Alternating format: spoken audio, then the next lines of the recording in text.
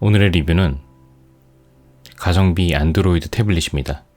갤럭시 탭 A7 라이트 모델입니다.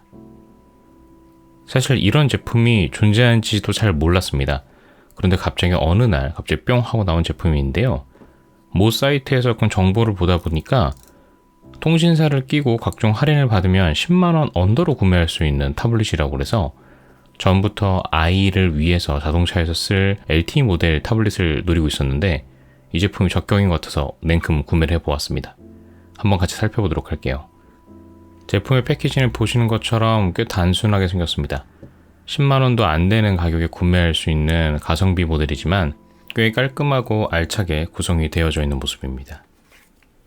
이 제품은 현재 국내에서는 통신사를 통해서만 구매할 수 있는 제품이기 때문에 그래서 보시는 것처럼 기본적인 모델 안에서부터 이미 유심을 낄 수 있도록 하는 이런 핀들을 제공한다고 보시면 될 것 같습니다.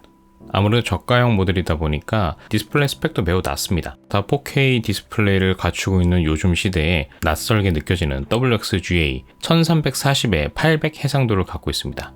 그 밖에도 전반적인 스펙이 매우 낮은 모델이라고 보시면 될 것 같습니다. 그래도 충전기는 챙겨주네요. 저가형이라서 그런가 환경을 그리 생각하지 않나 봅니다.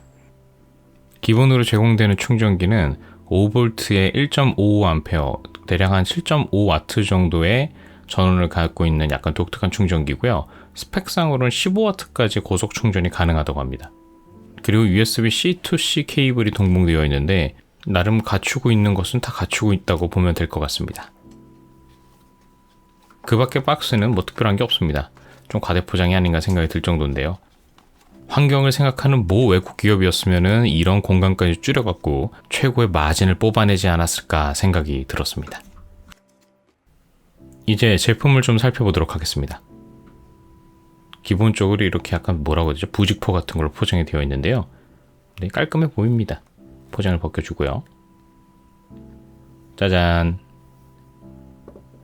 삼성에서 나온 10만원이 안 되는 가격에 구매가 가능한 A7 라이트 갤럭시 탭입니다. 생각보다 이쁘더라고요. 아쉽게도 제가 중국 저가형 태블릿을 아직 써보진 못했는데 뭐 이게 좀 더 낫지 않을까 생각이 듭니다. 아무래도 삼성이라는 브랜드 이름이 갖고 있고 그 다음에 삼성이 최근 내는 스마트 기기들을 보면 이렇게 플라스틱에 약간 도금을 한 것 같은 페인트라고 해야 되나요? 어쨌든 이런 것들에 대한 재질감을 상당히 잘 표현을 해주는데 아무래도 전체적인 완성도가 꽤 좋아 보입니다. 얼핏 보면 좀 프리미엄 제품군 같기도 하고 개인적으로는 좀 놀랍더라고요.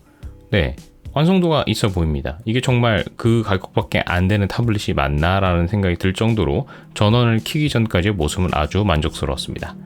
다음으로는 여러분들을 위해서 잠깐 준비한 막간 극장인 몸개그 부분인데요. 길이가 지원되지 않는 버니어 컬리퍼스로 온 힘을 다해서 사이즈를 측정해보고 있는 저의 뻘짓입니다. 사실 그냥 줄자를 가까워서 재면 되는데 지금 녹화해놓고 보니까 이게 뭐하는 짓인가 잘 모르겠습니다. 어쨌든 제일 중요한 두께 부분은 약 8.2, 8.3mm 정도 되는데 뭐 1cm가 안 되는 두께인데 아주 얄쌍합니다. 그래도 무게라도 좀 있어 보이게 재고 싶어갖고 아기 이유식을 만들 때 쓰는 정밀저울로 가까워서 재보니까 약 365g 정도? 3g 정도의 무게가 나오는데요. 꽤 가벼운 형태의 태블릿이라는 것을 알 수 있습니다. 아기 이유식을 만들 때 쓰는 저울이니까 정확하겠죠. 아주 정확해야 됩니다. 그러지 않으면 큰일 나요. 자, 이제 전원을 넣고 한번 부팅을 해보도록 하겠습니다.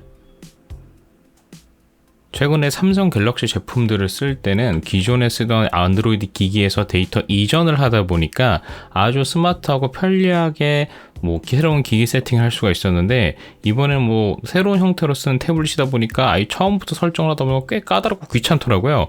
뭔가 법적 고지사항 당신의 개인정보를 이렇게 쓰겠습니다 어쩌고 저쩌고 하는 것들이 되게 많아졌습니다. 이건 아무래도 삼성 쪽 이슈라기보다는 구글에서 갖고 있는 안드로이드 태블릿의 어떤 정책 방향인 것 같은데 좀 많은 시간이 소요가 되더군요. 어쨌든 간에 초기 설정을 완료하고 드디어 갤럭시 탭 A7 라이트의 첫 화면을 볼 수 있었습니다. 보시다시피 더럽게 느립니다. 아무래도 저가형 태블릿이다 보니까 탑재되는 AP가 성능이 좀 안 좋은 것 같아요. 초반에 아니면 설정을 하고 있고 아니면 기초 앱들을 설치하는 과정이라서 그런지 모르겠지만 엄청 버벅이더라고요. 나중에 써봤을 땐 이것보다 좀 나았습니다. 뭐 이제부터 여러분들이 같이 저랑 테스트하는 걸 보시겠지만 전반적인 반응들이 요즘 나오는 프리미엄 안드로이드 폰에 비하면은 아주 늦습니다. 놀라운 반응 속도를 지금 보여주고 있는데요. 아무래도 가격이 깡패다 보니까 빠릿빠릿한 어떤 반응 속도라든지 아니면 처리 속도를 기대하는 것은 좀 어렵지 않을까라는 생각을 하게 되는 부분이었습니다. 네, 싼 게 비지떡이죠. 깡패는 아니고 비지떡인 것 같습니다. 나름 안드로이드 11 최신 버전에 설치가 되어 있고요. 저가형 버전이다 보니까 내부 용량이 좀 부족하지 않을까 해서 용량을 체크를 해봤더니 64기가로 나름 꽤 준수한 용량을 제공을 하고 있습니다. 그래서 뭐 해상도는 좀 낮지만 미디어 기기로서의 역할도 충분히 하지 않을까 생각이 드는 부분이었습니다. 다음으로는 내장되어 있는 카메라를 테스트 해봤는데요. 뭐 나는 스펙상 수치상으로 보면 꽤 그럴싸한 수치였는데 그냥 못 쓸 수준이라고 생각하시면 될 것 같습니다. 그냥 없다고 생각하시고 유상시에 쓴다고만 생각하시면 될 것 같아요. 뭐 사진은 잘 찍힙니다. 근데 전 못 쓰겠어요. 네. 다음으로는 이 태블릿의 가장 큰 구매 이유였던 LTE 기능을 쓰기 위해서 유심을 한번 장착해 보도록 하겠습니다. 동봉대에 핀을 해서 이렇게 딱 꼽으시면 한 번에 팍 나오지 않더라고요. 근데 이게 되게 빡빡해요. 저렴한 태블릿이라서 그런가? 기구 설계를 할 때 이 부분까지 원가 절감을 할 이슈가 있었을까요? 엄청 안 빠지더라고요. 여러분 잘 아시겠지만 저 핀 부분이 생각보다 날카로워서 잘못했다가 찔릴 수가 있는데 꽤 힘들었습니다. 이 태블릿을 설정하는 단계에서 가장 어려웠던 부분이 바로 이 유심칩을 꼽는 부분이 아니었을까 생각이 드는데요. 원가 절감 이슈가 있나 모르겠습니다. 제가 설계 쪽을 잘 모르기 때문에 뭔가 이유가 있겠죠. 단순히 제가 불량품을 받은 걸 수도 있을 거고요. 어쨌든 간에 유심칩을 꽂고 한번 데이터 통신도 잘 되는지 확인을 해보도록 하겠습니다.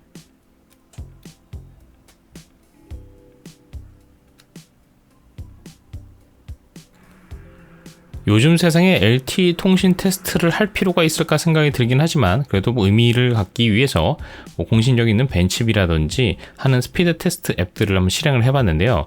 뭐 데이터망을 이용할지를 체크를 하고 실내에서 체크를 한다는 것을 보고 한번 속도를 체크해봤더니 일단 핑 부분은 생각보다 좀 높게 나오더라고요. 근데 이건 제 방 자체가 사실은 SKT 안테나가 많이 터지지가 않아서 그런 게 아닌가 생각이 들고 다운로드 속도는 60에서 70 정도? 뭐 높게 나올 때 80까지 찍히긴 하는데 좀 아쉬운 부분이긴 하지만 뭐 쓸 수 있을 정도의 속도는 나오구나 라는 생각이 들었습니다.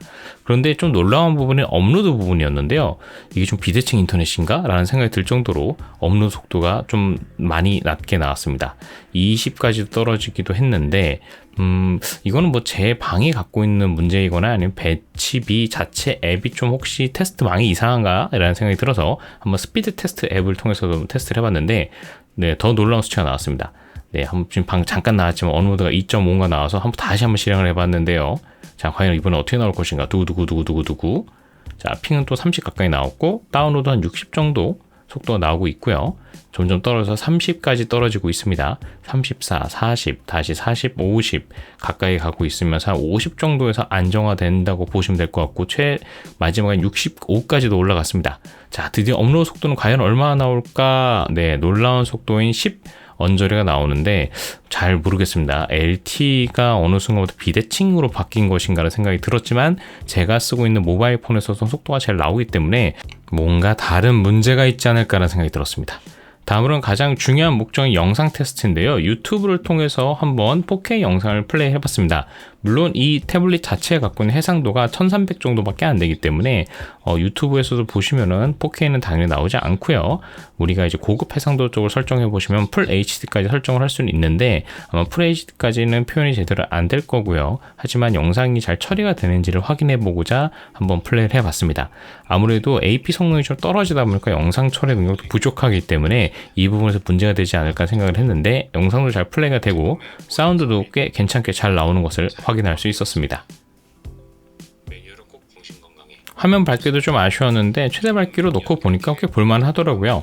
영상을 보는 데는 별 특별한 문제가 안 될 것 같다는 생각이 들었습니다. 다음으로는 좀 의미가 없지만 벤치 테스트를 한번 해보기로 마음을 먹었습니다. 물론 저는 게임을 잘 즐기지도 않고 이 기기는 영상을 보기 위한 목적으로 구매한 기기지만 그래도 새로운 기기를 구매했으니까 성능이 얼마만큼 나오는지 궁금해서 테스트를 해봤는데 싱글코어 170, 멀티코어 850 정도 나오는데 이 수준 어느 정도인가 보니까 비교 대상이 거의 존재하지 않더라고요. 우리가 이제 이 벤치 앱을 통해서 다른 기기들과 한번 비교를 해볼 수가 있는데 처참하더라고요. 네, 지금 보시는 것처럼 갤럭시 S21이 한 960점이 나오는데 싱글코어 기준으로는 아까 170 정도 나왔죠? 네, 비교가 불가였습니다. 사실 뭐 그렇게 의미가 있지 않은 부분이긴 하지만 재미삼아 참조를 한번 보시면 좋을 것 같아요. 벤치 성능은 그냥 처참하다고 보시면 될 것 같습니다. 네, 돌아가는 안드로이드 기기예요. 그래도 좀 아쉬우니까 한번 3D 마크 테스트도 해봅니다. 또 혹시 다른 결과가 나올 수도 있잖아요. 엄청 버벅였습니다. 지금 보시는 거 5배속으로 보고 있는 건데 네, 엄청 느리고 끊겼습니다. 날 그만 놓아줘 라고 말하는 것 같았어요. 뭐 어쨌든 간에 테스트의 결과도 보니까 역시나 처참한 점수가 나왔습니다. 439점이라는 게 사실 어떤 점수 잘 와닿지는 않은데 다른 한번 기기랑 비교해 보니까 네, 비교조차가 불가능하더라고요. 저 왼쪽에 있는 빨간 점이 제 기기인데 네, 테스트 결과를 비교하는 것 자체가 쉽지 않았습니다. 네, 뭐 여러 결과에서 무조건 좌측에 있죠. 엄청 낮고 그냥 태어나줘서 고마워. 게임은 즐기지 않아도 돼 라는 의미를 갖고 있는 수치가 아닐까 생각이 듭니다. 뭐 가격이 워낙 저렴한 태블릿 기기이기 때문에 이런 걸 기대하면 안 되겠죠. 그래도 좀 아쉬우니까 한번 게임도 돌려봅니다. 네, 제가 사실 태블릿 기기로 게임을 많이 즐기진 않아서 한번 그래도 좀 제가 알고 있는 고사양 게임 중에 배틀그라운드가 생각이 나서 한번 돌려봤습니다. 네, 처음에 설치를 하고 설정을 하고 게임을 실행할 때까지 이것저것 다운받고 설치하고 뭔가 최적화 컴파일링을 하고 많은 시간이 소요가 됐어요. 체감상 거의 2-30분 정도를 초기 게임을 세팅하는 데만 시간을 투자했던 것 같은데 기기 성능이 좀 좋았으면 좀 달랐을까라는 생각이 들면서 어쨌든 간에 게임에 들어가 보니까 의외로 게임은 잘 돌아가더라고요. 배틀그라운드가 아마 다양한 기기들, 그 다음에 다양한 유저들이 동시에 접속하는 게임이다 보니까 최적화를 매우 잘한 것 같습니다. 그래서 의외로 게임이 사실 안 돌아가는 장면을 녹화할 수 있지 않을까 하는 생각을 하고 영상을 찍었는데 아쉽게도 유튜브 각은 전혀 나오지 않고 게임이 잘 돌아가는 모습입니다. 네, 이런 식으로 조정이 되고 있는데 이제 안 되겠다, 영상을 끊어야 되겠다 싶은 순간 갑자기 누군가 저한테 총을 쏘는데 심지어 닉네임이 일본 사람입니다. 그러면 어떻게 되죠? 잡아야죠. 네, 처치했습니다. 아마도 인공지능이 아닐까 생각이 들긴 하는데 멋지게 잡아줬습니다. 이걸로 어느 정도 영상각이 나오지 않을까 생각이 들면서 게임을 계속 플레이해 보았습니다. 다음으로는 이 기기를 내비게이션용으로 쓰시는 분도 있을 것 같아서 한번 간단하게 팀앱을 설치해서 테스트를 해봤습니다. 사실 뭐 이건 워낙 저가형 기기나 아니면 저사양 기기에서 잘 돌아가는 부분이기 때문에 당연히 별 문제 없이 잘 돌아가는 걸 확인할 수 있었습니다. 제가 차에 싣고 달려가면서 테스트를 해본 건 아니지만 아마 잘 되지 않을까 생각이 드네요. 다음으로 충전 테스트를 해보겠습니다. 이 기기는 최대 15W까지 고속 충전을 지원한다고 해서 한번 좀 더 와트수 높은 전원을 연결해서 테스트를 해봤는데요. 지금 보시는 것처럼 대략 14W 정도에서 15W 정도의 고속 충전이 가능한 것을 확인할 수 있었습니다. 그리고 좀 특이한 점 중에 또 하나는 지금 보시는 것처럼 이 지문이 좀 잘 묻어나는 부분이 좀 있더라고요. 제 손이 절대로 기름지거나 오일리해서 그런 게 아니고요. 저는 아주 기본적인 손을 갖고 있고 테스트를 한 것 뿐인데 처참하게 지문이 많이 남는 것을 확인할 수 있었습니다. 그래서 저의 리뷰 최초로 뒷면으로 클로징을 하면서 영상을 맞춰보려고 하는데요. 그래도 가격을 생각하면 아주 좋은 가성비 기기가 아닐까 생각이 들면서 영상을 맞춰보도록 하겠습니다. 구독과 좋아요 부탁드릴게요. 감사합니다.